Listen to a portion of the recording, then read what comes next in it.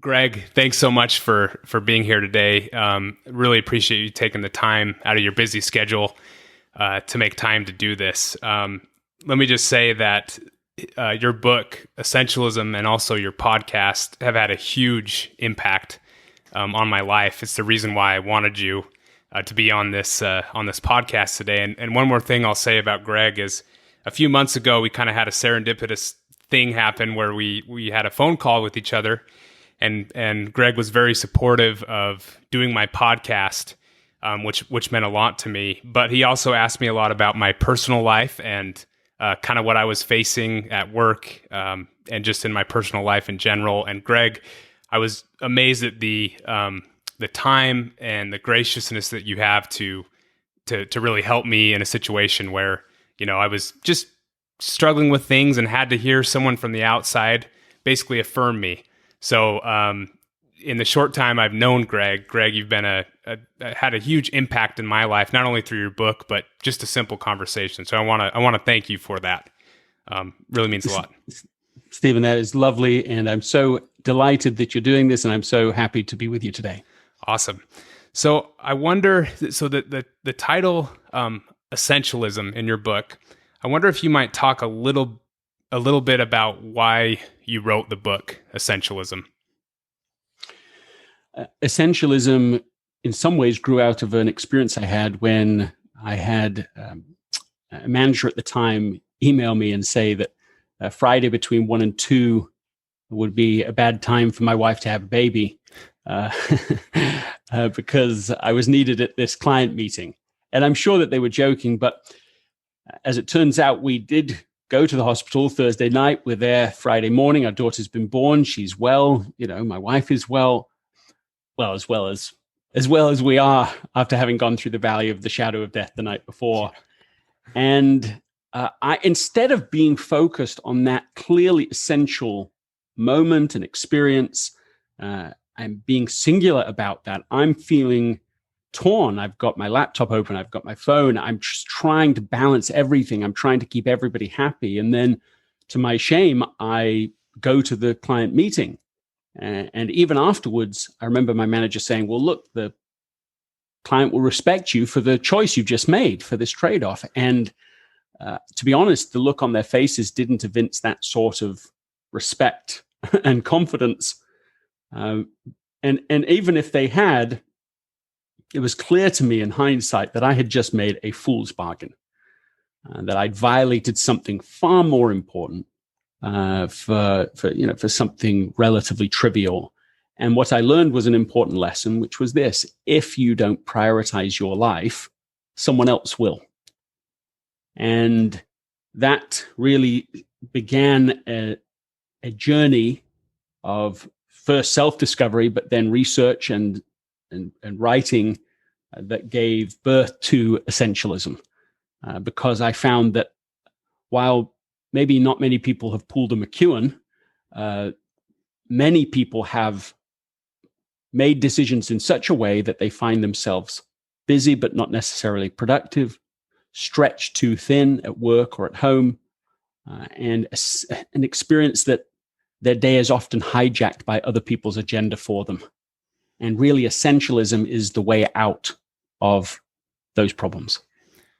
That's great. And what you just said is one of the reasons why essentialism has resonated so much with me, because this idea of being intentional about your life, it has been so impactful to me to shift your talking about paradigm, shifting your paradigm to having that type of the outlook.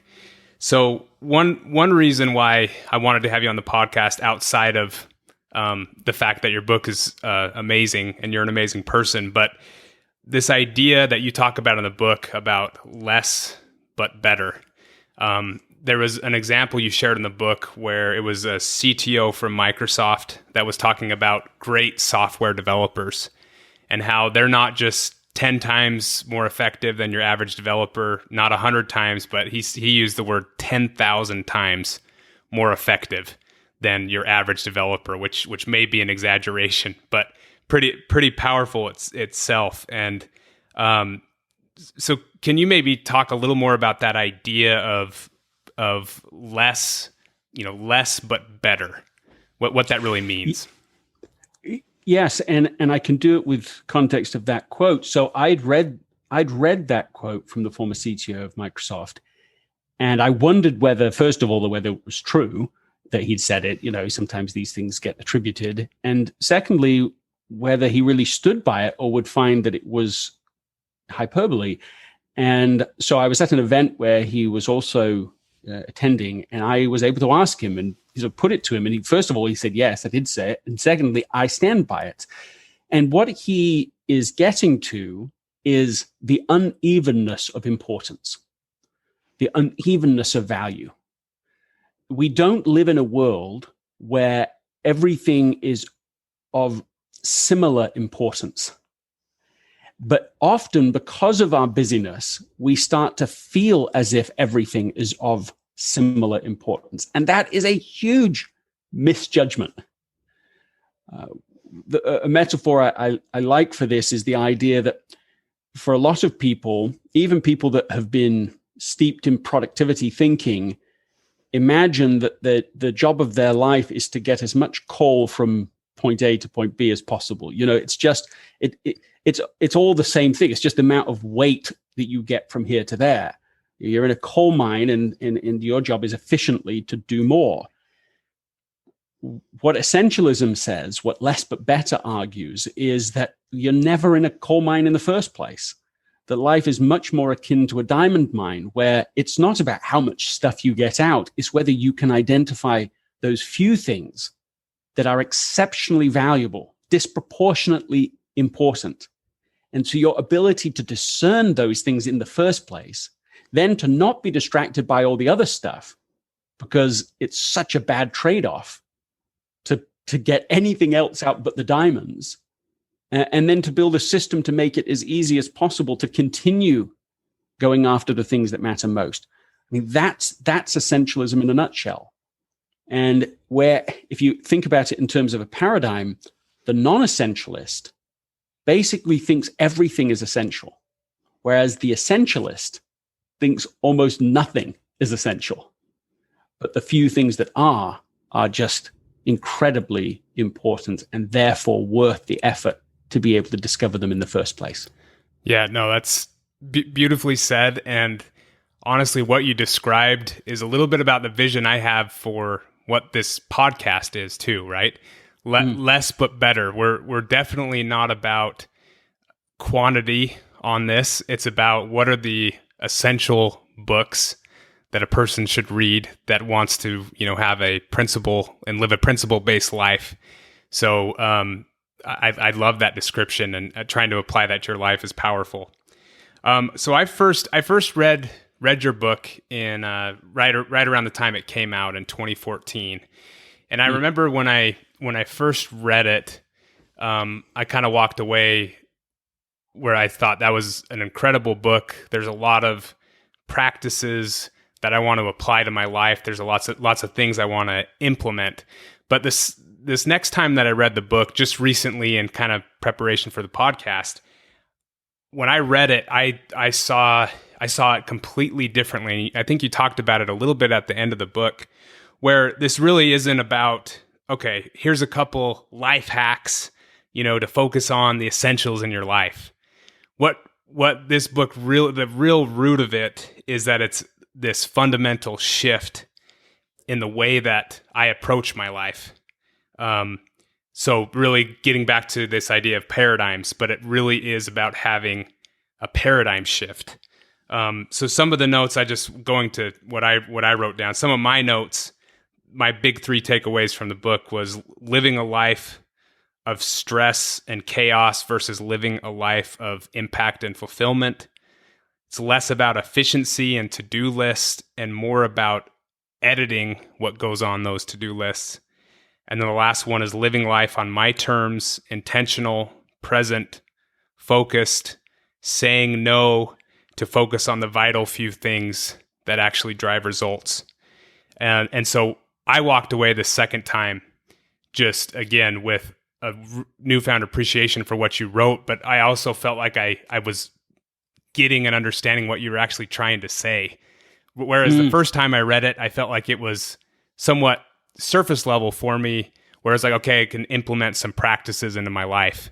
Whereas you're talking about this fundamental shift, right? Where you see the world differently. And this last time that I read it, just in the last couple weeks, honestly, it's like, wow, I didn't realize like how deep and impactful this book was. So yeah, I'd be curious to hear your take kind of on that, where you talked about it at the end, kind of there's two ways you can walk away with the book, but yeah, just curious to get your perspective on that.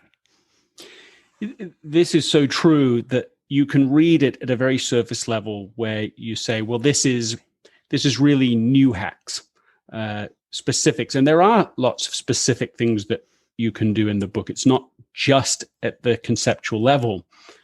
But I'm always keen to point out that if you maintain the non-essentialist mindset, if you see the world as still about how much stuff can I do, then essentialism is just going to also become one more thing you need to do.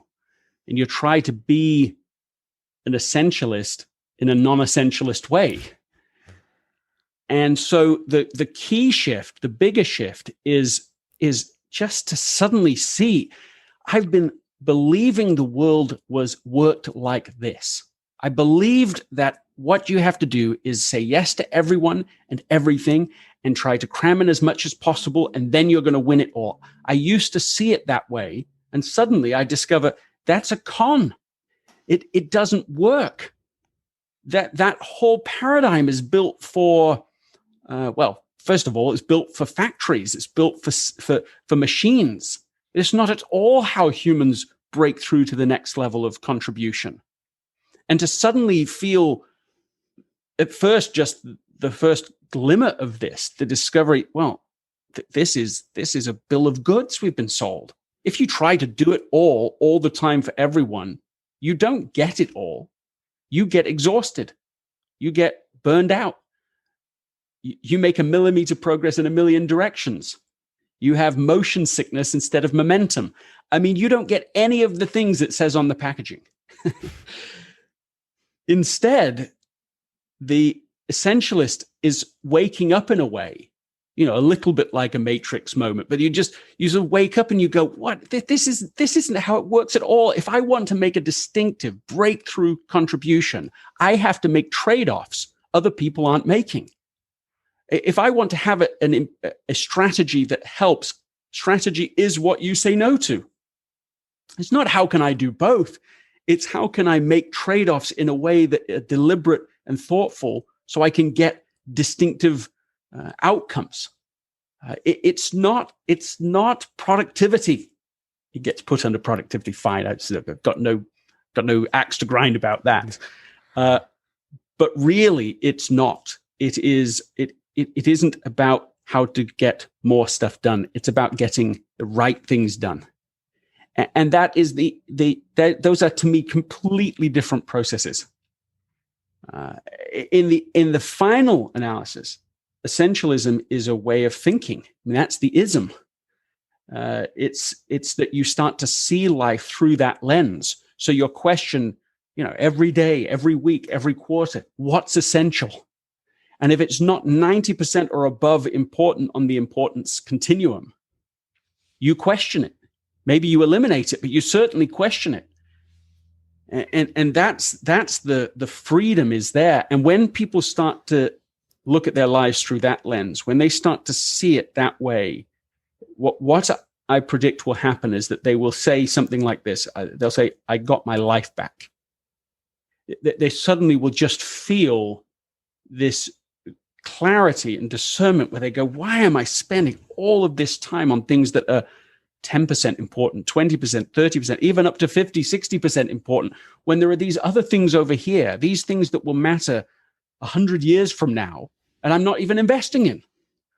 I'm just wasting my time on these, the trivial many, instead of the vital few. And that's, I think once you see that, once you experience that mindset, there's sort of really no going back after that. Right. Yeah, that's honestly that I feel like that happened to me in the last 2 to 3 weeks. And Wow. it has really, yeah, I mean, I can talk about it till I'm blue in the face, but I've really I've sensed a higher purpose in my life since that happened, and a kind of a clarity and a focus where even if I'm doing the same activities I was doing before, I feel like I'm way more intentional about it, where it's like I feel like I'm in control. I don't know if that makes sense. I'm actually curious for you to give me an example of what that looks like, even if it's quite mundane or whatever.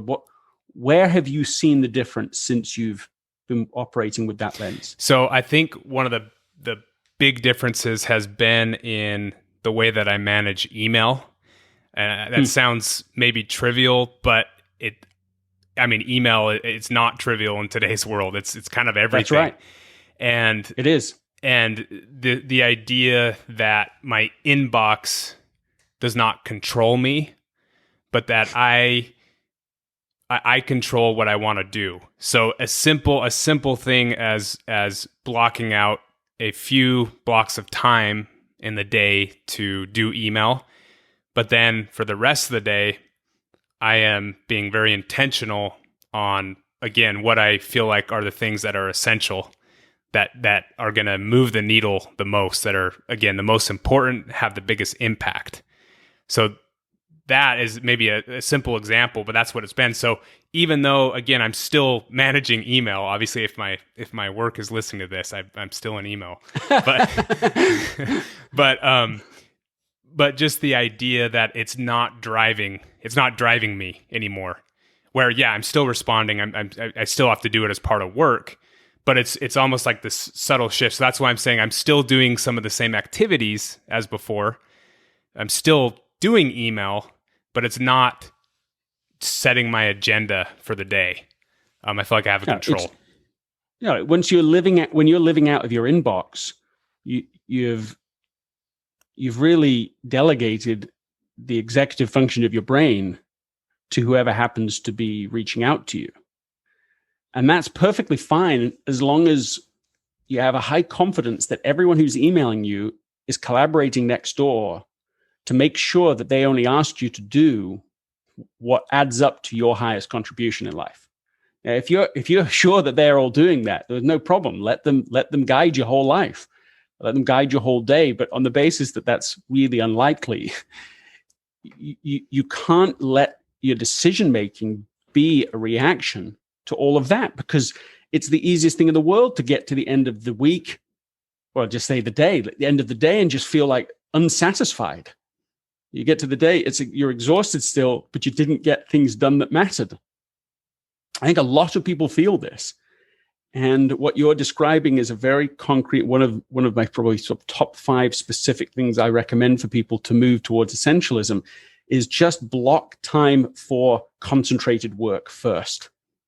You push out the other stuff. And it might take a lot of work at first, because in order to change anything in your schedule, in some ways you have to change everything in your schedule. At first you have to say, okay, well, I'm going to get up earlier so I can have a window of just concentrated for me writing time. Well, in order to do that, you need to get to bed earlier. And of course that affects everybody else's schedule in your life. For me, my wife, 4 children. So you have a lot of things that need to be negotiated and worked around. But over time, as you do this, you find, well, I've got windows of uninterrupted time to do the important work, the creative work that actually moves things forward. And the difference between even just doing, let's say, 3 important tasks each day in the morning, which is sort of my rule of thumb for this, you can almost take the rest of the day off and just completely relax, and you will still have achieved far more in that day than if you just do the email and check on social media accounts and kind of push, I don't know, the little bean counters around a little bit. And you could be busy all day doing that stuff, and it won't add up to the same contribution as the previous day we just described. So I think you're describing something that's very an accurate and practical thing, and takes a little work to get that happening. But once it does, you're basically living a different life. Yep.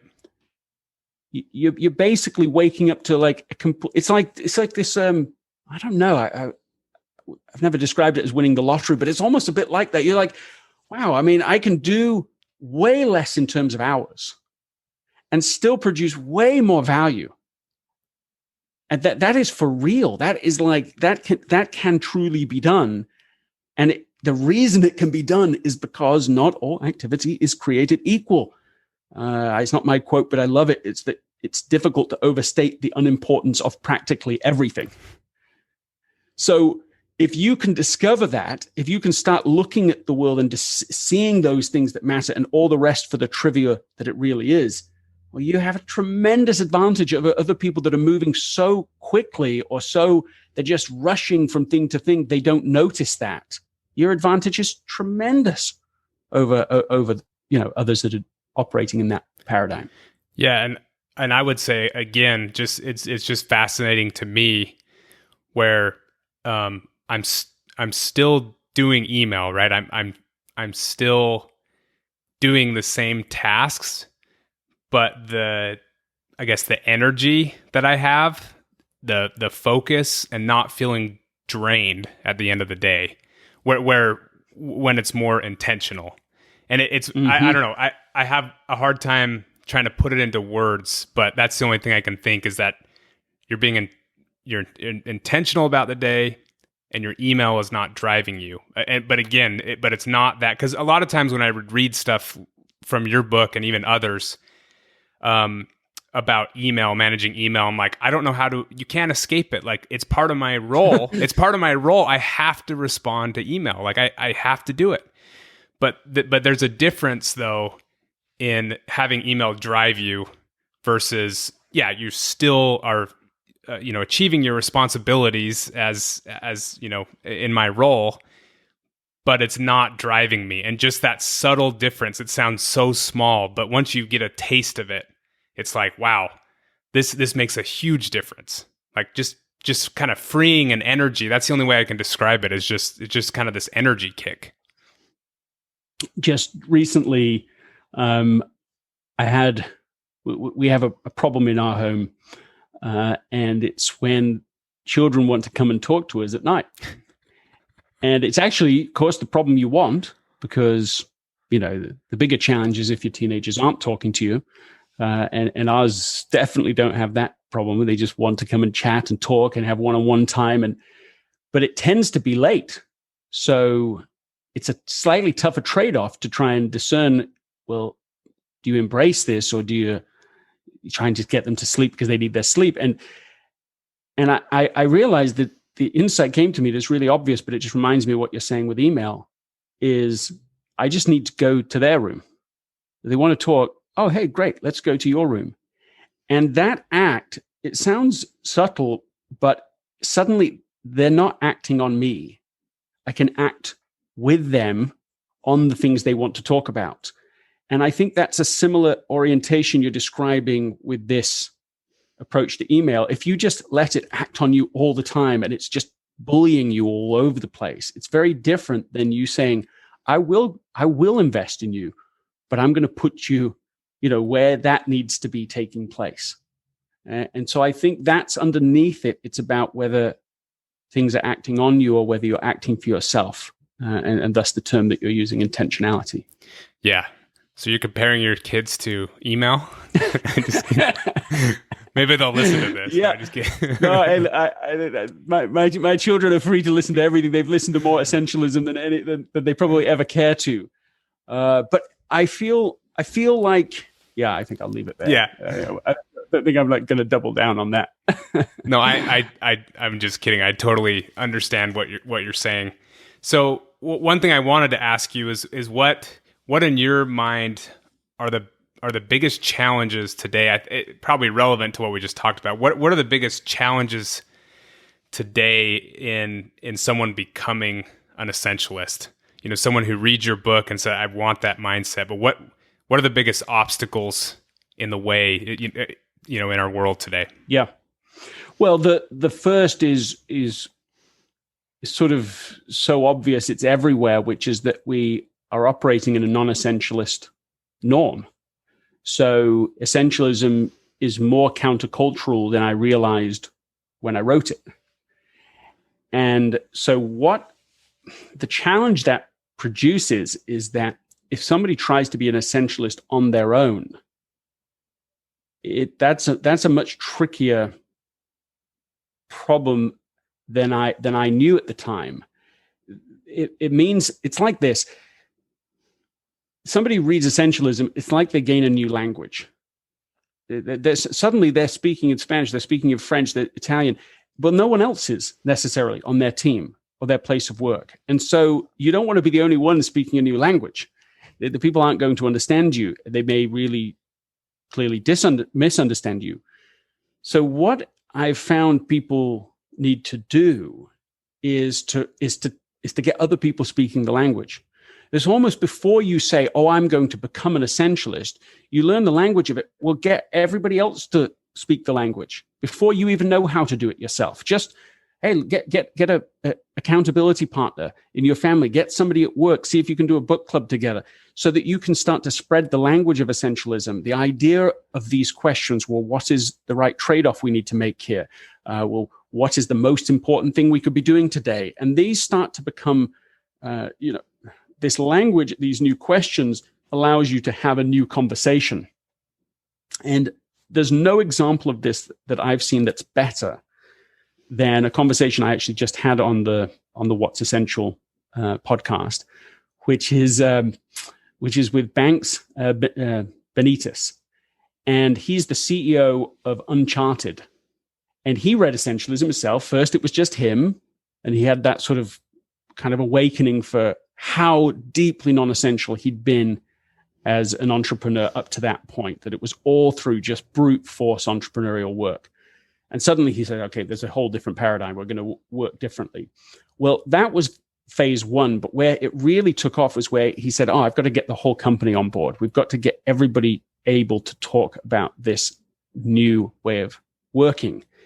And what grew out of that process was a desire to experiment with working a 4-day work week. So it's quite a dramatic challenge. Can we do 40 hours worth of value in 32 hours? We'll pay everyone for 40 hours. We'll pay everyone 100%. We want the same 100% output, but can we do it in 80% of the time? I mean, that's like a truly essentialist experiment. And he didn't just want to do it anecdotally. He brought in an outside company to come and measure a whole variety of criteria, quality and quantitative measures. They had everybody read the book so that they've got that language. He said that sometimes they would come in for these book meetings, the kind of a book club that they would do. And people they'd read a few chapters and then discuss it. And they would be like, oh my goodness, I just feel so beaten up. I almost want to throw this book across the room because I am just so working as a non-essentialist. And I'm not sure I know how to do the essentialist thing, but I want to. They just grappled with this. And I knew it was real when he was talking about it that way, because it's not just a nice little surface idea. If you understand it right, it shakes the foundation of the way you make decisions in everything. It's not one more thing you do. It's a different way of thinking, of deciding. And they finally decided, well, we're going to do the experiment. We'll do it for a couple of months. They did it. They brought in the company to assess the midterm, learn what's working, what's not working. And at the end of the experiment, they found that the hypothesis was true, that they could do this, and they've moved to it permanently. So they now have a 4-day work week. That is a full change. They got their business partners involved with it. And they told me their business partners, who they thought might be a bit suspicious of it, really said to him, we think we could go to a 4-day work week too. I don't know why we're doing the 5-day work week. I just think if we just did things differently, if we were more selective, more thoughtful about how we did it, we don't have a justification for 5-day work week. And this is why non-essentialism is so ridiculous. Of course, you can do more in less time if you can discern the important work. Of course, a team can do less but better if they gain the skills of how to, to not just say yes without thinking about it. He's describing these conversations now that they'll have people in the, now when he as the CEO even asks people, oh, will you do this? They'll almost always now push back with one or two questions. Is this the most important thing? Is it more important than the project I've established for today? And he says most of the time, he goes, well, no, actually, it has been a bit reactive. You just go with that. That was clearly more important. But sometimes he'll say, well, actually, I think it is more important. We need to reallocate resources this week to address this urgent and important thing. But now the conversation's happening. What normally happens in a hierarchical system is that people just say yes because it's the system and there's no other option, that they just think that's all they can do. So to answer fully your question, I think the biggest challenge is the cultural norms around non-essentialism. And therefore, what one has to do is get as many people in your sphere of influence as possible into essentialism and into the language so that you can start to create these much more exciting ways of working and living in the new era. Oh, that's great. It's fascinating. So one more question about your book, and then we'll jump into kind of our two final questions we always ask everyone. So one thing, since this podcast it's aimed more towards the younger professional, people starting out in their careers, not that I don't think this could be applicable to everyone because we're talking about paradigms and principles.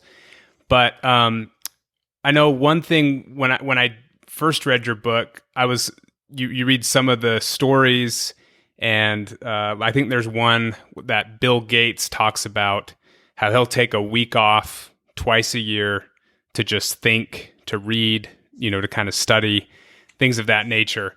I remember that my reaction when I first read that was like, well, okay, that's Bill Gates, right?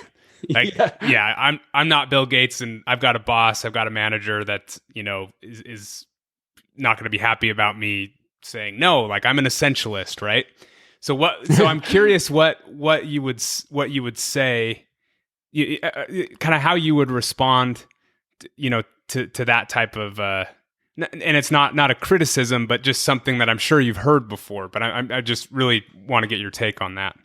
Yeah, certainly. I mean, what I've heard many times is someone will say something like, well, I read Essentialism, or really I've heard about Essentialism, and I just don't think I could say no to my boss's boss just like that. I just don't think that's a good idea.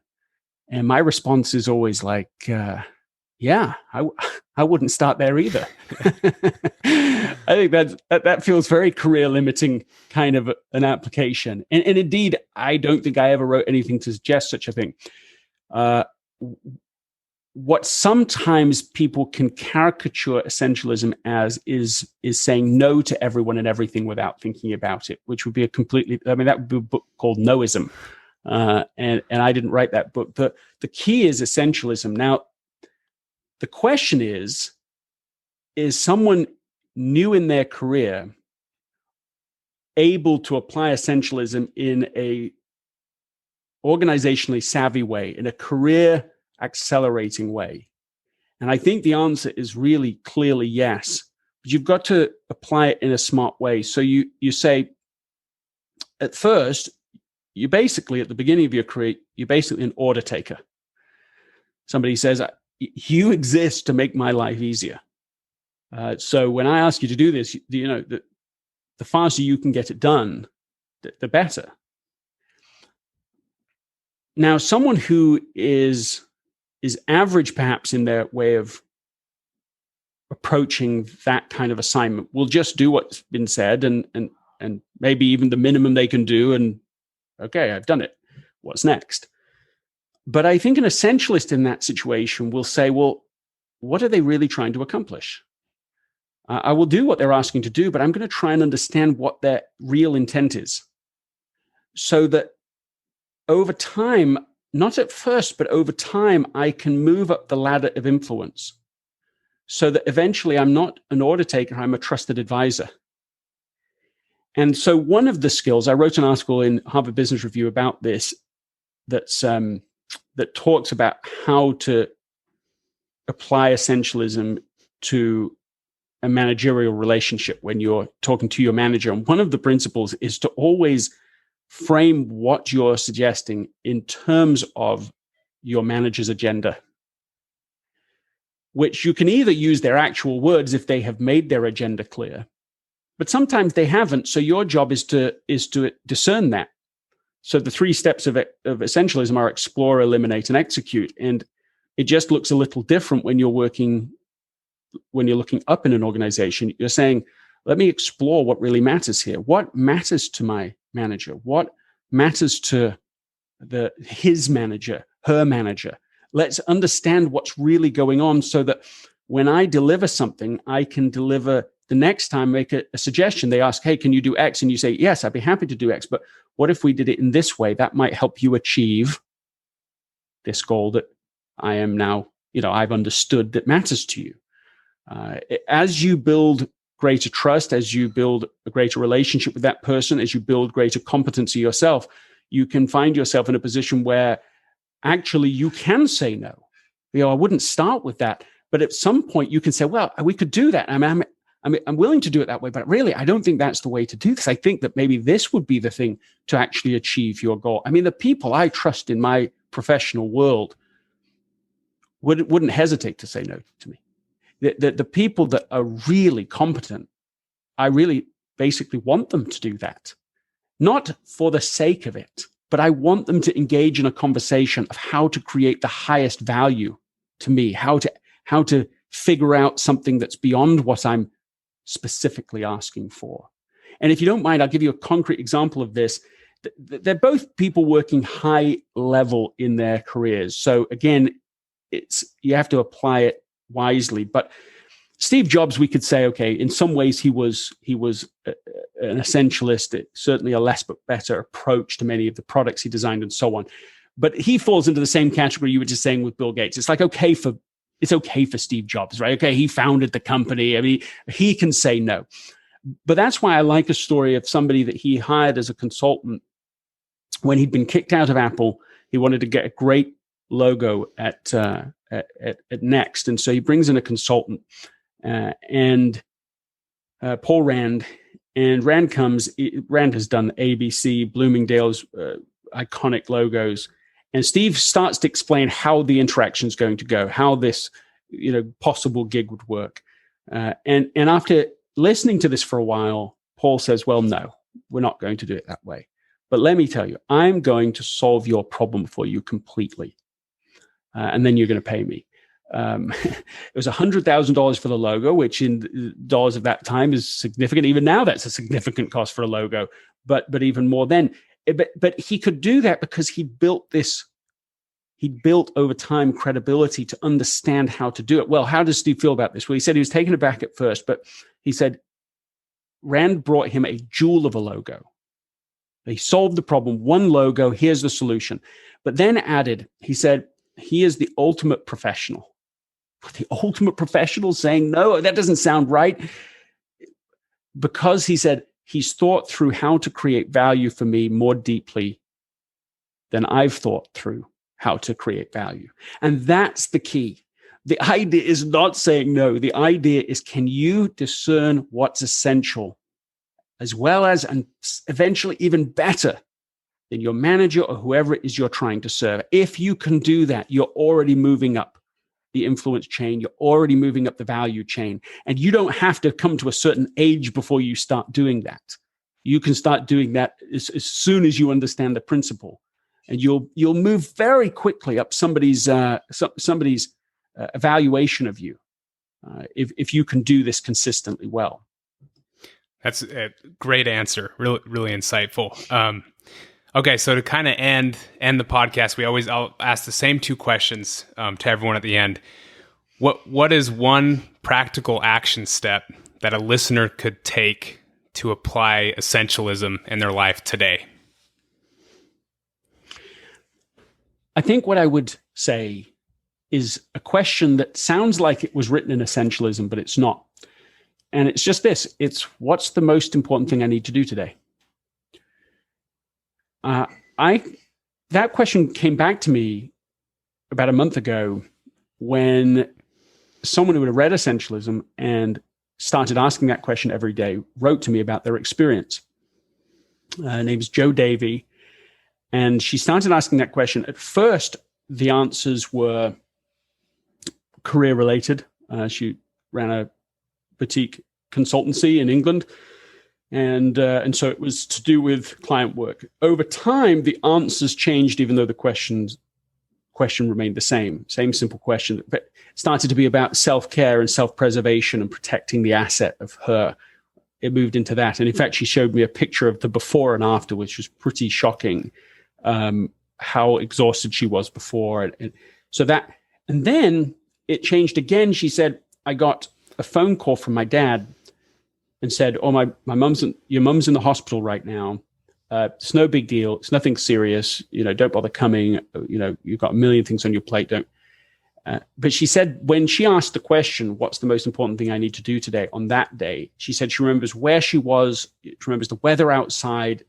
Time sort of seemed to stand still for a moment as she went, "The most important thing I need to do today is drive 2 hours to the hospital." So quite a commitment. Is the rest of the day you're going to be doing this, to go and see my mother. So she does. She gets there, she talks to her mother, and she says, "Look, I love you, Mom. I'm, happy to be here. I'm sure everything will be fine." Her mother says, "Yes, I love you too." Within 1 hour of that conversation, her mother had slipped into a coma. She never recovered. And a week later, unfortunately, had to turn off the life support machine. And she was writing to say how different that day would have been if she hadn't been an aspiring essentialist. And that story, every time I think about that, really touches me, because it's a small change to ask one new question. To just write it somewhere where you can see it every day and just keep coming back to it. But for her, that's already proven to be a life-changing moment. And I think that asking a question like that is like a shortcut to the essentialism paradigm. And so that would be my specific suggestion. That's great. Powerful. What a story. Okay, the last thing I'll ask you. So, Greg, pretend that you are talking one-on-one with someone that's just starting off in their career, and they ask you about success. What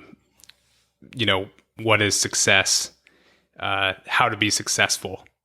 What advice would you give that person as far as what success is and how to be successful?